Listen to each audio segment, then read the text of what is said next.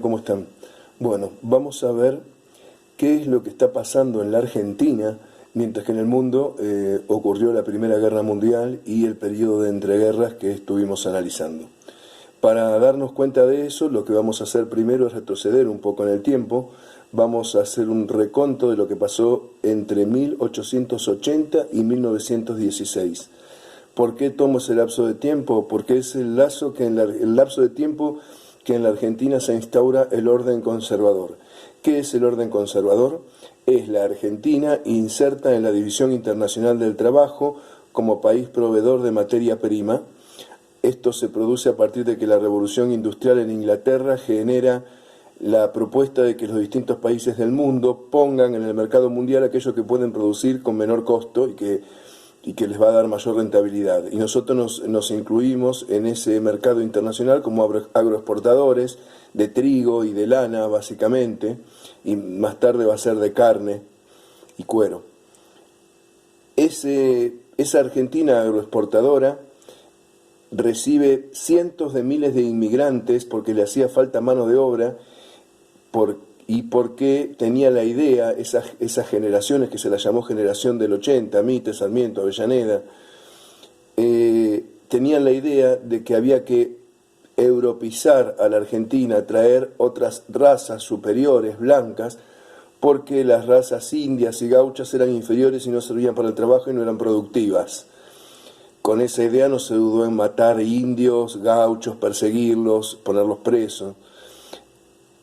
Bueno, la Argentina de principio de siglos entonces, de principio del siglo XX, finales del siglo XIX,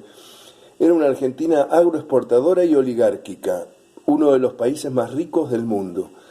Los precios en el mercado internacional de los productos que exportábamos eran excelentes, así que nos llenábamos de libras esterlinas,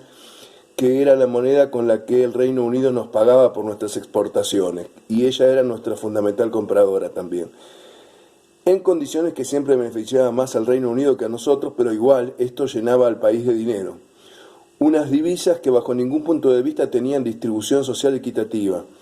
mientras que algunas pocas familias de la élite oligárquica de la Argentina se llenaban de dinero y vivían en un derroche continuo de riqueza. Cientos de miles de familias argentinas vivían en la más indignante pobreza. Esta gente que era la dueña del poder económico, que eran los grandes terratenientes, los miembros de la sociedad rural, los productores del agro, los dueños de la tierra, que explotaban a sus trabajadores y que alquilaban la tierra a precios imposibles y con condiciones totalmente estafadoras, eran, aparte de los dueños del poder económico, también los dueños del poder político, y participaban todos en un partido que se llamaba el Partido Autonomista Nacional, cuyas siglas son el PAN.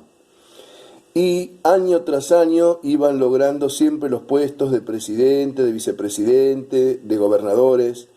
Y esto lo lograban primero porque había una casi nula participación política, porque la población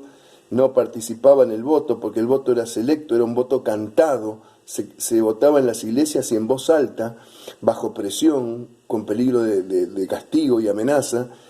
y utilizaban el fraude continuamente porque creían que era la clase que estaba más evolucionada y la única que podía gobernar. Ellos estaban embebidos de la ideología del positivismo y del evolucionismo de Darwin y sostenían que las especies evolucionan y que solamente las más evolucionadas son las que pueden estar en ese extracto de gobierno y tomar decisiones importantes para las masas que estarían en estadios menos evolucionados de la sociedad. La cantidad de inmigrantes que llegaron a la Argentina para cubrir esos puestos de mano de obra con la promesa que el gobierno les había hecho de que iban a ser dueños de la tierra, en realidad cuando llegaban eran recibidos en un hotel, el Hotel de Inmigrantes, que hoy se lo puede ir a visitar. Ahí podían estar 2 días y después ya tenían que ir a sus lugares de trabajo. Sus lugares de trabajo resultaron ser estafas, en ningún momento pudieron ser dueños de la tierra, pasaron 4 o 5 generaciones hasta que lo lograron. Vinieron a trabajar en condiciones infrahumanas como inquilinos de la tierra, fueron a vivir hacinados, los que quedaron en Buenos Aires, a las antiguas mansiones de los ricos de la Argentina, que por la fiebre amarilla y otras pestes que había a principios de siglo las abandonaron y se fueron hacia zona norte. Entonces esta zona sur quedó con esas mansiones transformadas en conventillos, donde en cada una de las habitaciones vivía una familia, se compartían baños, patios, y la vida, la verdad que estaba en condiciones muy poco dignas de higiene, de salud, de dignidad. Pero estos inmigrantes, lejos de cumplir el deseo de la generación del 80 de blanquear, europeizar a la Argentina, lo que hicieron fue venir totalmente embebidos de sus ideologías anarquistas, socialistas, sindicalistas, comunistas, anarcosindicalistas, que las traían de su experiencia a partir de la explotación de la clase trabajadora que había ocurrido en Europa después de la Revolución Industrial y el comienzo del capitalismo. Y encontrándose en la Argentina con toda una masa obrera problematizada, maltratada, mal paga y sin derechos, fueron ellos quienes con sus ideologías comenzaron a organizar a la masa obrera para que empiecen a generar huelgas y todo tipo de protestas e intentos de revoluciones en contra del gobierno oligárquico llamado gobierno conservador, el orden conservador. Aparte ya se había conformado el Partido Radical, que había generado 2 intentos de revoluciones que habían sido sofocadas, pero que ponían de manifiesto que ese orden conservador no daba para más. Además, al ser un orden oligárquico y fraudulento, llegaban al poder por traición y fraude en los votos, tampoco teníamos la seriedad y la credibilidad política y estabilidad social necesaria para ser confiables, para que otros acreedores europeos pongan su dinero en nosotros o comercien con nosotros, porque estábamos siempre al borde de una revolución. Ante esa necesidad de credibilidad y de legitimidad política que se venía reclamando, se había festejado la fiesta del centenario, era 1910, los 100 años de la Revolución de Mayo, y se hizo una fiesta de corte internacional a todo lujo, mientras que la Argentina reventaba en revolución, hambre, tristeza, angustia e indignidad.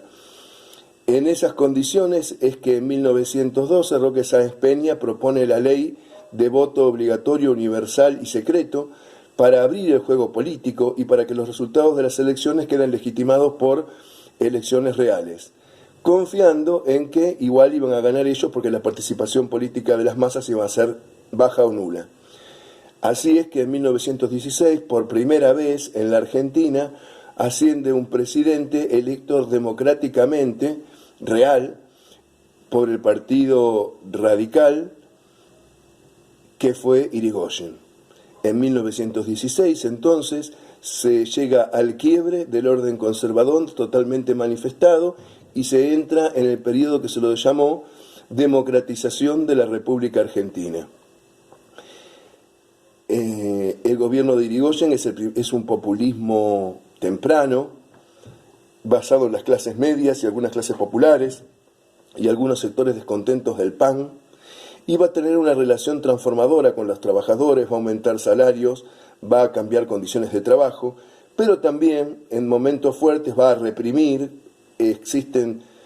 algunas situaciones como la Semana Trágica o la Patagonia Rebelde o la huelga de la Forestal, donde el mismo gobierno de Irigoyen también manda a reprimir y a matar a muchísimos trabajadores. Así que por eso es que se habla de marchas y contramarchas en la relación de Irigoyen y los trabajadores.